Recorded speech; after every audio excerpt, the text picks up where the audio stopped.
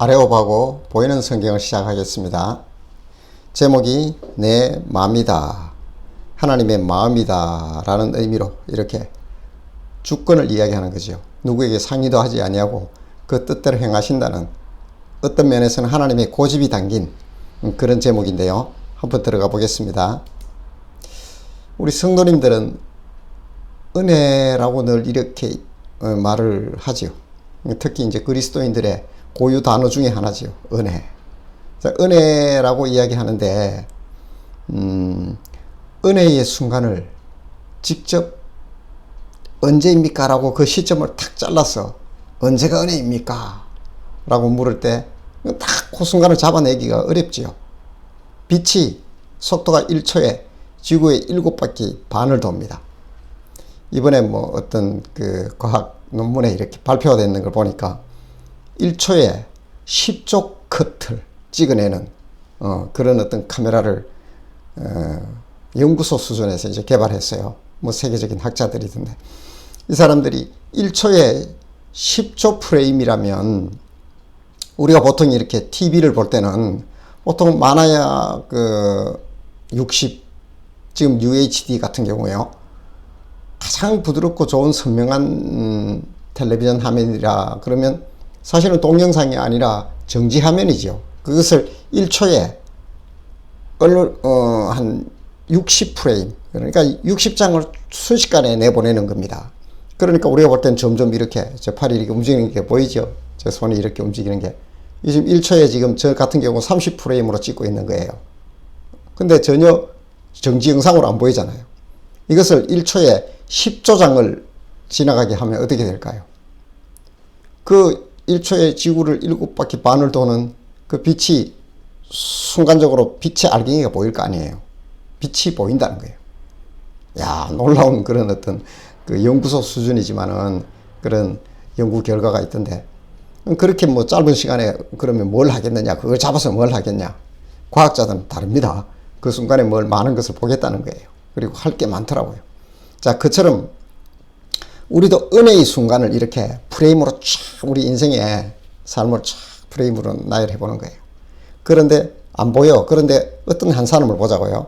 그 사람을 프레임을 그 하나님과의 만남, 아니면 그런 경험에 제가 집중할게요. 하나님과의 만남의 그 경험을, 그 순간을 딱 집중해서 한 프레임을 탁 찾아낸다. 순식간에 지나가잖아, 삶이요. 그게 언제냐 이거예요. 그 은혜의 순간, 가장 은혜의 순간. 그러니까 하나님을 만나게 되는 그 순간이라고 또 다시 한번 한정해 볼게요. 우리 성도님들도 하나님을 만나는 그 한순간의 사진 한 장을 딱 빼보세요. 언제였습니까? 참 찾기 어렵지요. 그쯤 내가 하나님을 만났어. 그러면 어떻게, 언제 하면서 세밀하게 딱 들어가서 한 장의 그림을 딱 빼보자는 거지요. 네. 그래서 제가 은혜의 순간을 한번 생각해 보자. 그런데 이 말을 올린 이유는, 어제 이제 그 극동방송에서 전화로 전도를 하는 프로젝트를 하더라고요. 그래서 뭐 한 주 전부터 제게 이제 계속 연락이 와서, 목사님 와서 그 전화 전도를 좀 이끌어 주시고 그걸 좀 해달라는 거예요. 근데 자초지종을 들어보니까 몇 달 동안 여름부터 전도를 하고 싶은 사람들이 있을 거 아니에요. 그 방송 가족들 중에. 그래서 그 사람들에게 이제 받은 거예요. 샵 3927. 지금도 왕성하게 광고가 나와요. 그래서 내가 평소에 전도하고 싶었던, 만약에 내 친구다. 그러면 막 가전 정성을 들여서 이제 구슬려 놓은 거죠. 그래서 극동방송에서 전화가 한 번 갈 테니까 꼭 한번 전화를 받아주라. 그래서 네가 정말로 내 말도 안 들으니까 한번 그분하고, 전화하시는 분하고 한번 이야기를 해봐라. 전도 특공대를 만든다는 거죠. 그렇게 모아놓은 전화번호에 이제 전화를 하는 겁니다. 그러니까 저는 이게 방송으로 나가는 건 줄 알았는데 그게 아니에요. 아무도 몰라요. 정말 모릅니다.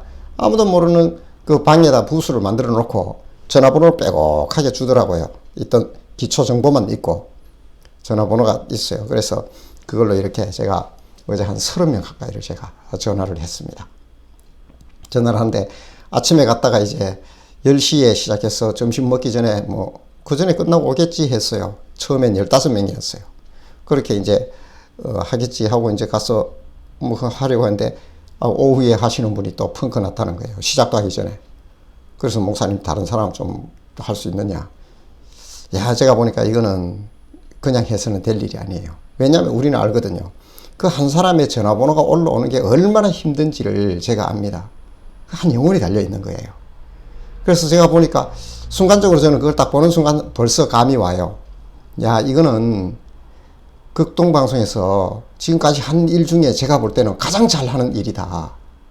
이 방송에 나가지도 안 하고 누가 뜨지도 안 하고 누가 목회의 영역 확장을 위한 도구로 쓰는 것도 아니고요. 조용히 그 사람에게 진짜 전도를 해낼 수 있는 이 실력이 있어야 됩니다. 이게요. 순간적으로 탁 오더라고요. 야, 이거는 내가 피해서는 안 되겠다. 그 오후에 뭐 어떻게 해보면 안 돼요. 잘. 그 내가 할 테니까 걱정하지 말라고. 어제 제가 아침 10시에 가서 4시에 끝났습니다. 점심 30분 먹고 거기서 주는 거. 그러니까 뭐 난리 났죠. 거기서 자기들은 좀 미안해 하기도 하고 그런데 전혀 그렇게 하지 말아라.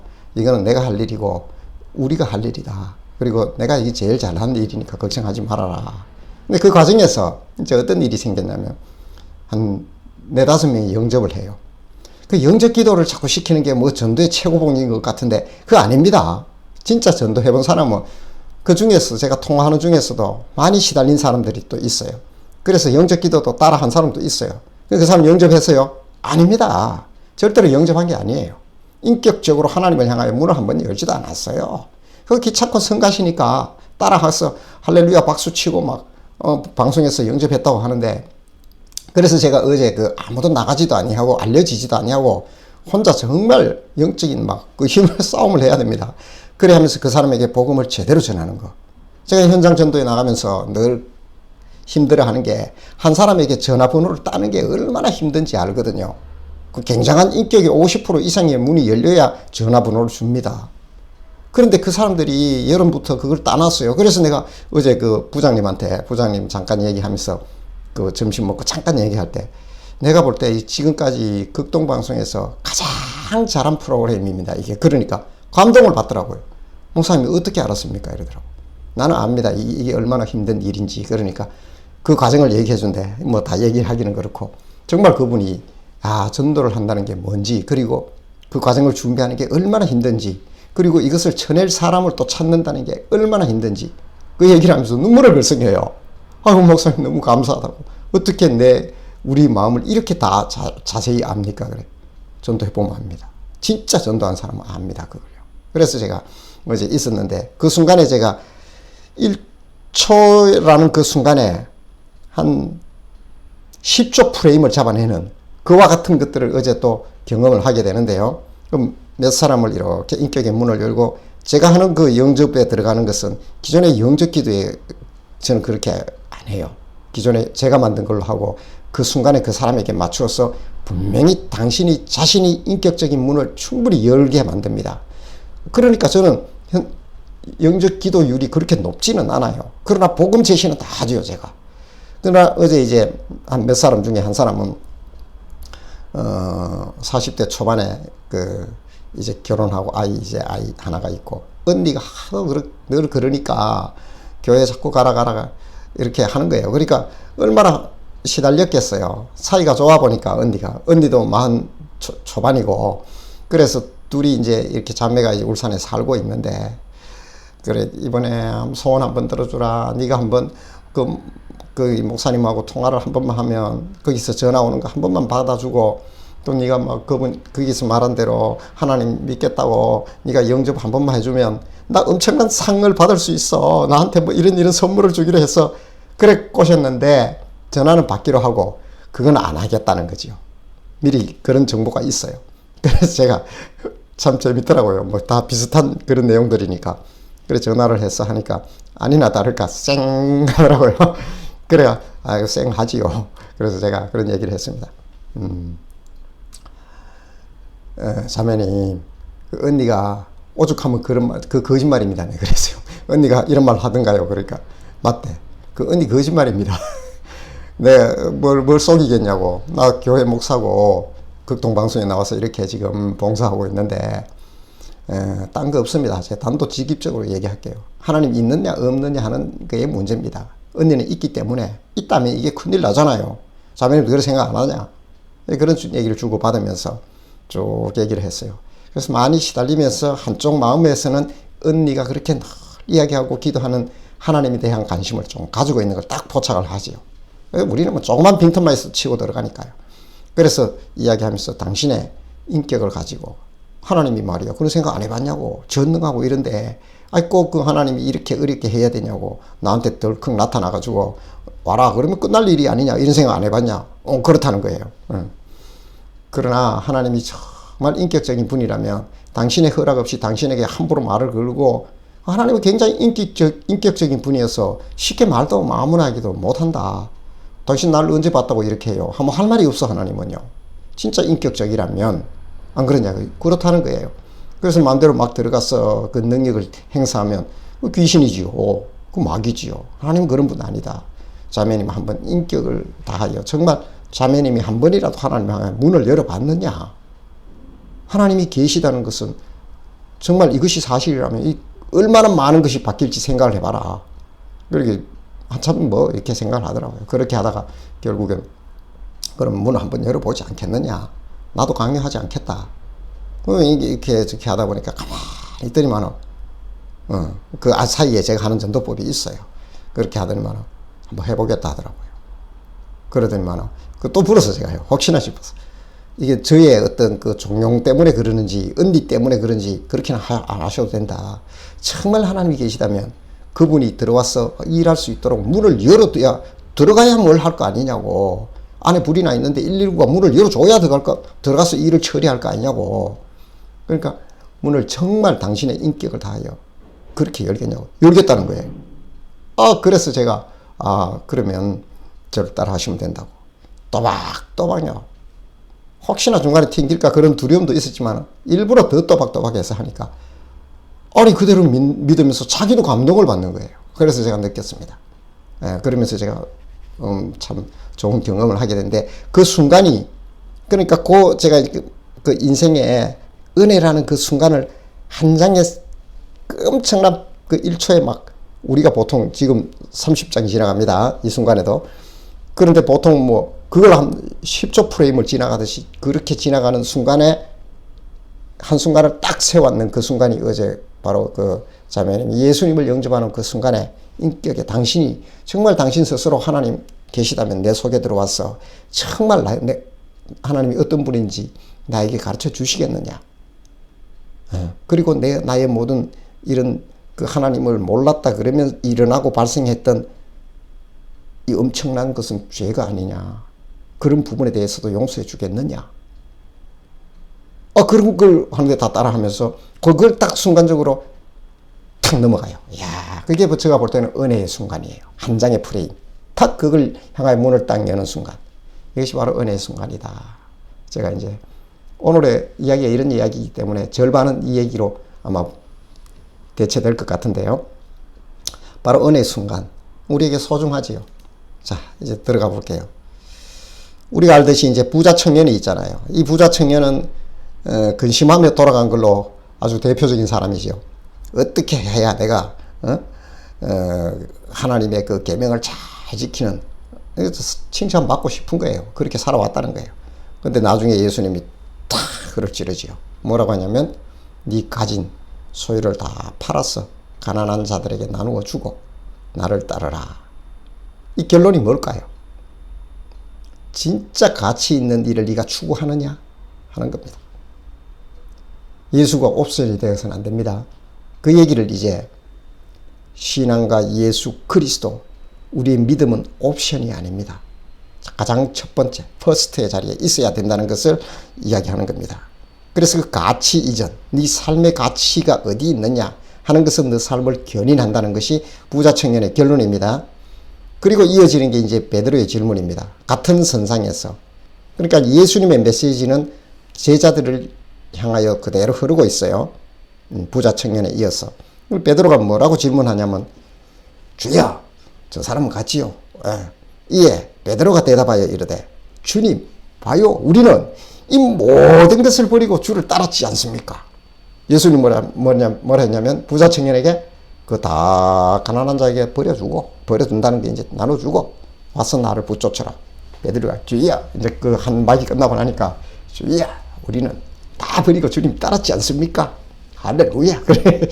우리가 모든 것을 버리고 주를 따라 싸운대. 이제 모든 것을 버렸다 그죠. 그리고 그런 즉 우리가 이제 무엇을 얻으리까? 할만한 베드로다운 얘기죠. 와, 다 버리고 쫓았다 이거죠. 주님 원한 대로 와 나는 했네. 그럼 우리에게 떨어지는 게 뭡니까? 할만한 질문입니다. 그래서 예수님께서 뭐 그 뒷얘기는 여러분들이 읽어보십시오. 그러니까 예수님이 결론적으로 이겁니다. 나와 함께 그 하나님의 보좌에 앉아서 심판을 하게 되는 주님의 통치의 대리권자로 우리가 아마 그런 어떤 일들을 할 것 같아요. 저도 그 정확히는 모릅니다. 왜냐하면 에덴에서 그 일을 했거든요. 아담이 넓고 넓은 우주, 가시적인 우주만이 아니라 영적으로 우리가 알지 못하는 우리의 비가시 영역권에 있는 상상하지도 못할 하나님 나라의 방대함. 뭐 제가 표현하면 이렇게밖에 표현하지 못해요. 그걸 통치하고 다스리는 주님의 그 주권의 대리자로서 그 일에 참여하는 것이 천국에 살 일이 아닌가. 저는 그런 생각을 하는데요. 자, 그러면서 예수님이 결론적으로 베드로에게 던져주는 것이 뭐냐면 먼저 된 자가 있고, 자, 먼저 된 자로서 봐요. 먼저 된 자로서 이 누굴까요? 베드로와 같은 그들. 그리고 나중된 자로서 먼저 될 자가 많다. 바뀔 수 있다는 거죠. 먼저 된 자로서 나중되는 사람이 있을 것이고 나중에 온 자로서 먼저 될 자가 있다.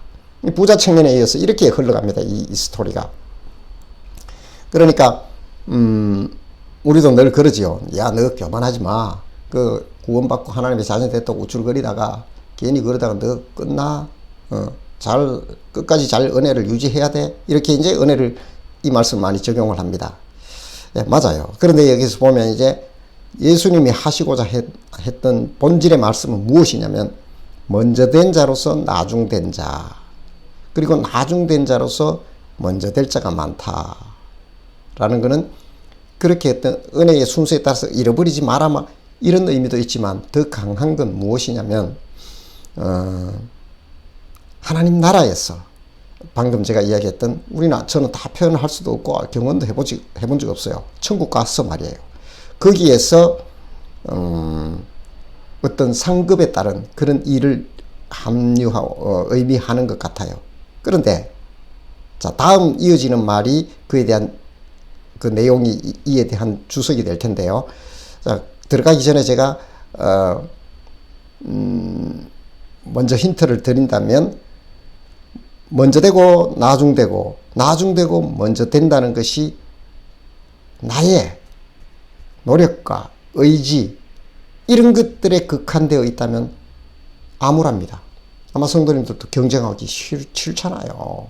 이게 또 뭐냐, 또 무한 경쟁에 우리가 또 이런 자리를 차지하기 위한 경쟁에 노출되어야 돼. 성경이 그래? 라는 약간의 의문이 뜨잖아요. 자, 그러나 그런지 한번 봅시다. 이어지는 이제 그 비유가 포도원 품꾼의 비유지요. 잘 알듯이 포도원 품꾼의 비유는 사람을 써야 돼요. 보통 이제 우리 장로님 회사에도 보면 그 일용공들을 많이 불러와 같이 하기도 합니다. 그런데 그때 보면 이 일용공들이 보통 제가 볼 때는 7시 좀 넘어서 모여요. 늦어도 8시에는 현장에 도착해서 늦어도 8시 반이나 9시 전에는 8시 반에 들어가야 됩니다. 일이. 빨리 와야 돼요. 그 사람들이 일찍 와야지요. 예. 보통 이제 7시나 7시 반 안에 이제 사무실에 직결해서 차를 타고 갑니다. 그렇게 오는 게 정상이지요. 그래서 뭐 점심시간 이렇게 빼고 5시나 6시 되면 끝납니다. 보통. 그런데 이 포도원에 이제 품꾼을 써야 되는 이 주인이 이렇게 사람을 데리러 인력시장에 갔는 거예요. 가서 보니까 뭐 정상적으로 한 8시나쯤에 왔어요, 한 사람. 그리고 몇 사람을 데려왔어요, 그 시간에. 그래서 일을 시작하는데 일을 시켜놓고 나가서 이렇게 보니까 또 뭐 한 9시쯤 됐는데 1시간 정도 지났는데도 보니까 사람이 어디도 못 가고 있어요. 또 데려와요.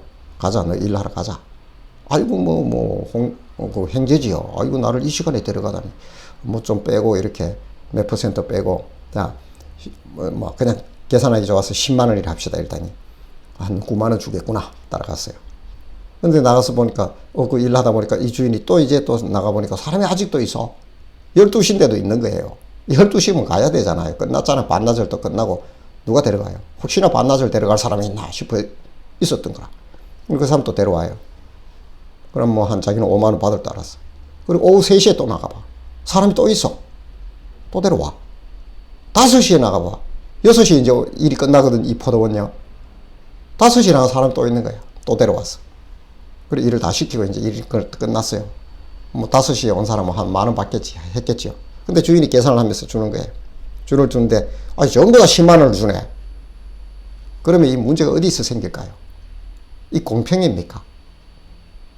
우리 성도님들, 이게 정말 이 말씀 속에서 하나님의 공평이고, 당시에도 이것이 통용되는 공평이었을까요? 지금 이야기하는 공정과 공평에는 어긋납니다. 공평이 아닙니다. 절대로 이 공평이 아니에요. 그래서 이 남은 다른 사람들이 이야기를 하지요.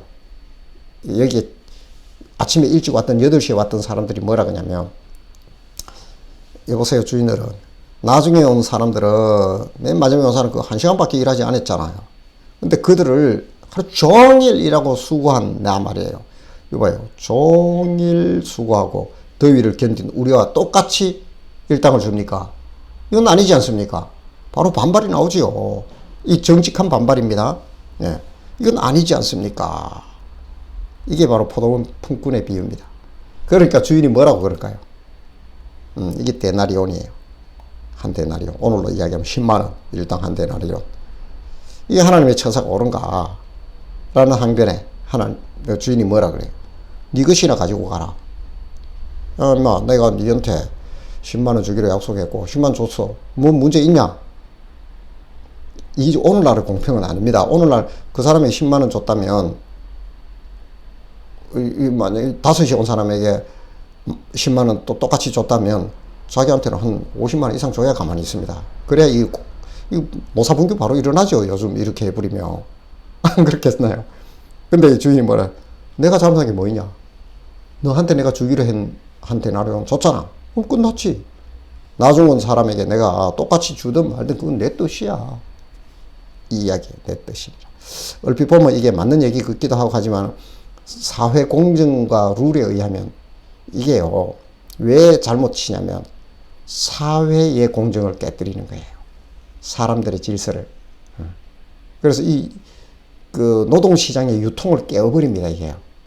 그렇기 때문에 오늘날 기준으로 불공평이에요. 그냥 이런 얘기를 하는 거예요. 이 어거지죠.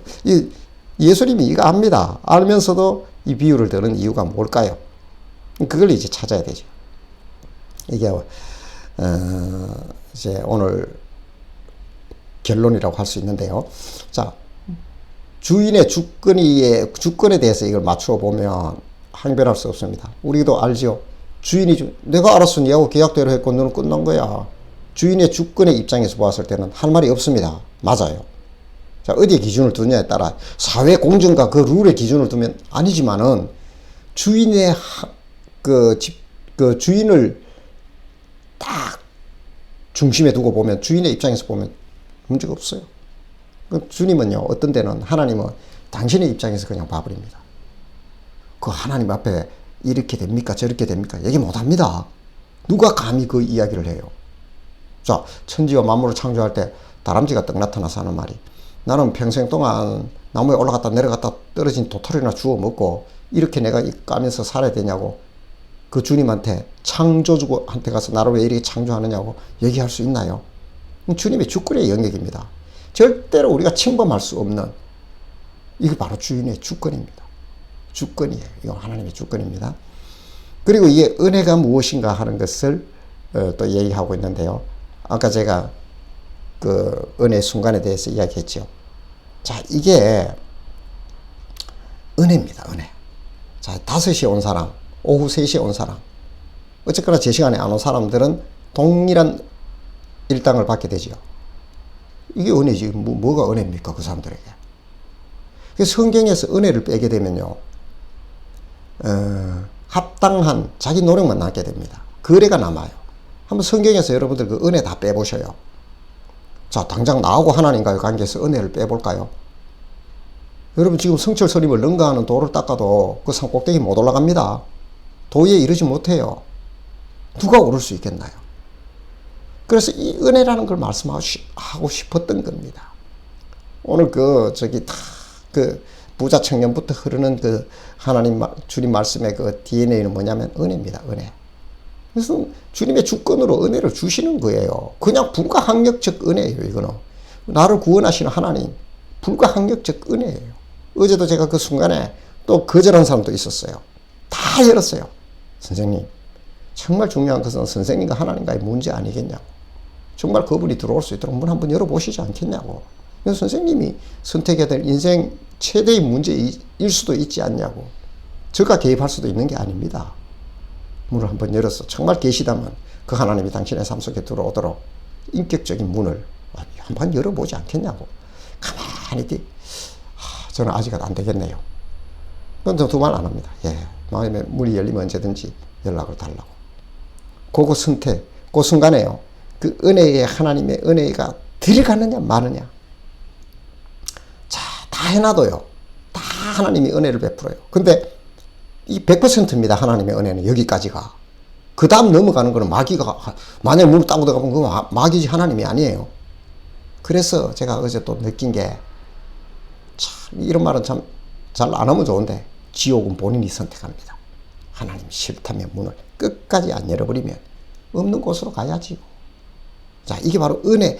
그러니까 이 시간에 늦게 온 이 일꾼들에게도 베푸시는 것은 하나님의, 한때 내려온 10만원 주는 건 하나님의 은혜지요.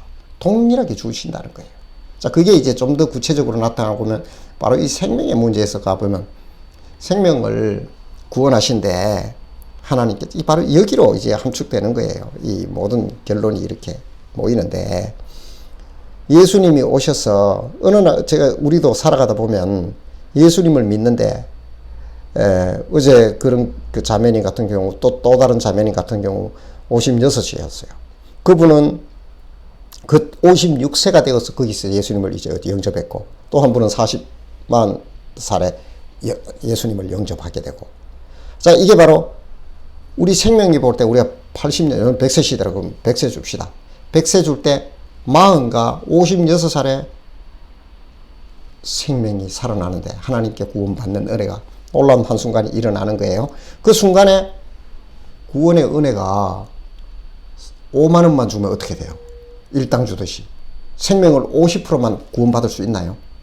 그 얘기인 거예요. 그래서 사실은 그 일당을 주는 게 5시 오든 그때 10만 원 주겠다는 그 얘기가 뭐냐면 구원을 얘기하는 겁니다. 하나님 앞에 은혜롭게 우리가 그 은혜로 인하여 구원받게 된다 그러잖아요. 하나님의 은혜로 인하여 구원받는데 거기에는 100%입니다. 5시 오든 5시 59분 59초에 오든 하나님은 어떻게 해요? 한때 라리온 다 준다는 거예요. 이게 바로 이 이야기를 하고 싶은 거예요. 이 구원의 문제입니다. 그 부자 청년이 다 버려야 100%를 가지는 거예요. 예.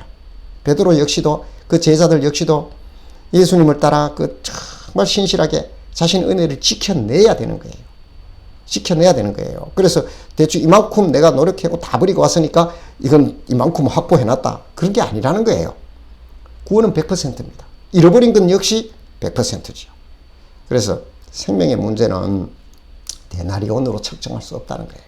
그러니까 우리가 할 수 있는 게 우리의 노력으로 판단되고 결정되는 것이 아니라 아침 8시 와서 8시간, 10시간 막 일을 열심히 해가지고 한 데나리온을 받는 것이 아니라 우리의 노력과 이거와는 아무 관계없이 하나님이 은혜롭게 이것을 우리에게 주신다는 것.